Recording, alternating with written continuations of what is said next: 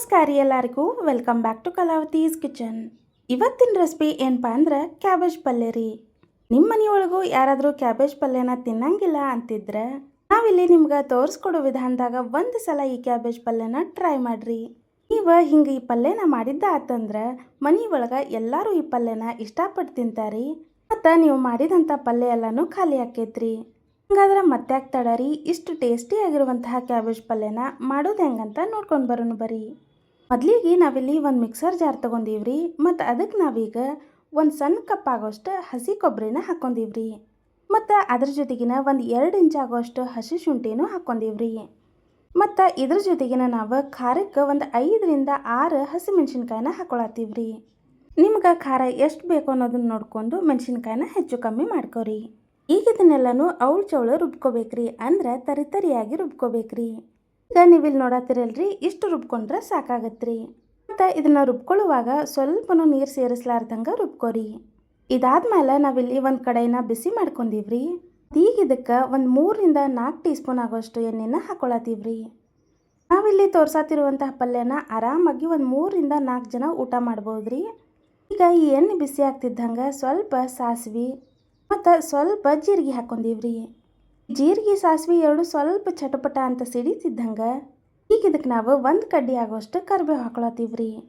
ಮತ್ತು ಈ ಜೀರಿಗೆ ಸಾಸಿವೆ ಕರಿಬೇವು ಎಲ್ಲನೂ 1ರಿಂದ 2 ಸೆಕೆಂಡ್ ಚಲೋ ತಂಗ ಫ್ರೈ ಆದ್ಮೇಲೆ ಈಗ ಇದಕ್ಕೆ ನಾವು ಸಣ್ಣಕ್ಕೆ ಕಟ್ ಮಾಡ್ಕೊಂಡಂಥ ಒಂದು ಉಳ್ಳಾಗಡ್ಡಿನ ಹಾಕೊಳತ್ತೀವ್ರಿ.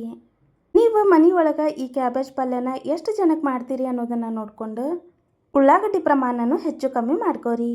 ಈಗ ಈ ಉಳ್ಳಾಗಡ್ಡಿ ಎಲ್ಲನೂ 1ರಿಂದ 2 ನಿಮಿಷ ಚಲೋ ತಂಗ ಫ್ರೈ ಮಾಡ್ಕೋಬೇಕಾಗ್ತೈತ್ರಿ. ಎಲ್ಲಿ ತನಕ ಫ್ರೈ ಮಾಡ್ಕೋಬೇಕಪ್ಪ ಅಂತಂದ್ರೆ ಈ ಉಳ್ಳಾಗಡ್ಡಿ ಸ್ವಲ್ಪ ಕಲರ್ ಚೇಂಜ್ ಆಗ್ಬೇಕ್ರಿ, ಮತ್ತು ಮೆತ್ತಗಾಗ್ಬೇಕ್ರಿ. ನೀವಿಲ್ಲಿ ನೋಡತ್ತಿರಲ್ರಿ, ಹಿಂಗೆ ಉಳ್ಳಾಗಡ್ಡಿ ಕಲರ್ ಸ್ವಲ್ಪ ಚೇಂಜ್ ಆಯ್ತು ಅಂತಂದ್ರೆ ಈಗ ಇದಕ್ಕೆ ಸಣ್ಣಕ್ಕೆ ಕಟ್ ಮಾಡ್ಕೊಂಡಂಥ ಒಂದು ಟೊಮೆಟೊನ ಹಾಕೊಳತ್ತೀವ್ರಿ. ಅಕಸ್ಮಾತ್ ನೀವು ಹುಳಿ ಜಾಸ್ತಿ ತಿಂತೀರಿ ಅನ್ನೋದಾದ್ರೆ 2 ಟೊಮೆಟೊನ ಬಳಸ್ಕೋಬಹುದ್ರಿ. ಈ ಟೊಮ್ಯಾಟೊ ಸ್ವಲ್ಪ ಜಲ್ದಿ ಮೆತ್ತಗಾಗಲಿ ಅನ್ನೋ ಕಾರಣಕ್ಕೆ ಸ್ವಲ್ಪ ಇದಕ್ಕೆ ಉಪ್ಪು ಹಾಕೊಳತ್ತೀವ್ರಿ. ಹಿಂಗೆ ಉಪ್ಪು ಹಾಕಿ ಚಲೋ ತಂಗ ಫ್ರೈ ಮಾಡ್ಕೊಳ್ಳೋದ್ರಿಂದ 1ರಿಂದ 2 ಸೆಕೆಂಡ್ ಒಳಗೆ ಈ ಟೊಮ್ಯಾಟೊ ಎಲ್ಲನೂ ಮೆತ್ತಗಾಗ್ತೈತ್ರಿ. ಹಿಂಗೆ ಉಪ್ಪು ಹಾಕಿ ಫ್ರೈ ಮಾಡ್ಕೊಳ್ಳೋದ್ರಿಂದ ನಮ್ಗೆ ಒಗ್ಗರ್ಣಿನೂ ಜಲ್ದಿ ರೆಡಿ ಆಕೈತ್ರಿ. ಈಗ ಈ ಟೊಮ್ಯಾಟೊ ಎಲ್ಲನೂ ಹಿಂಗೆ ಮೆತ್ತಗಾದ್ಮೇಲೆ ಒಂದು 2 ಚಿಟಿಕೆ ಆಗೋಷ್ಟು ನಾವು ಇದಕ್ಕೆ ಅರ್ಶಿಣ ಪುಡಿನ ಹಾಕೊಳತ್ತೀವ್ರಿ.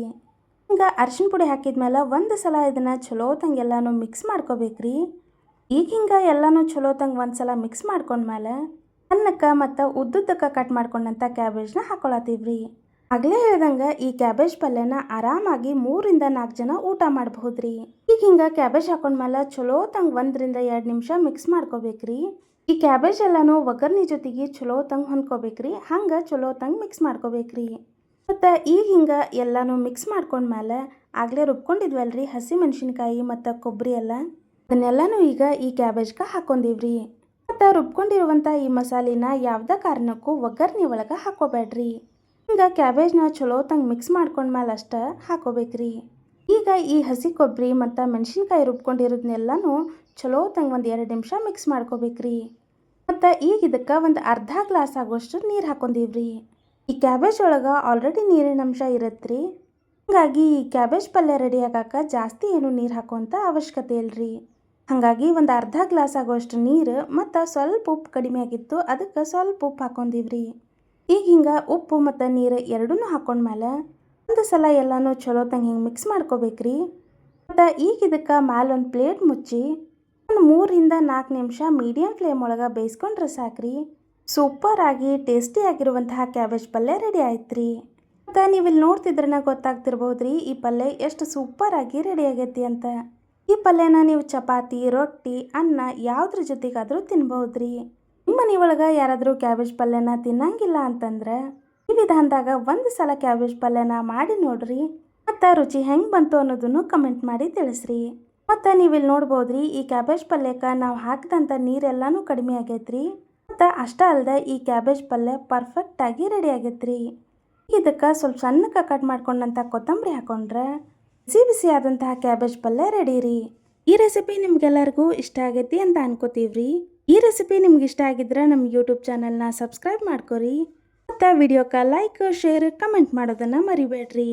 ಇಂಥ ಮತ್ತಷ್ಟು ರೆಸಿಪಿನ ನೀವು ನೋಡಬೇಕು ಅಂದ್ರೆ ತಪ್ಪಲಾರ್ದೆ ನಮ್ಮ ಯೂಟ್ಯೂಬ್ ಚಾನಲ್ನ ಸಬ್ಸ್ಕ್ರೈಬ್ ಮಾಡ್ಕೋರಿ. ಮತ್ತು ಅಷ್ಟೇ ಅಲ್ರಿ, ಈ ಒಂದು ರೆಸಿಪಿನ ನೋಡಿದ್ದಕ್ಕೆ ಧನ್ಯವಾದಗಳು ರೀ.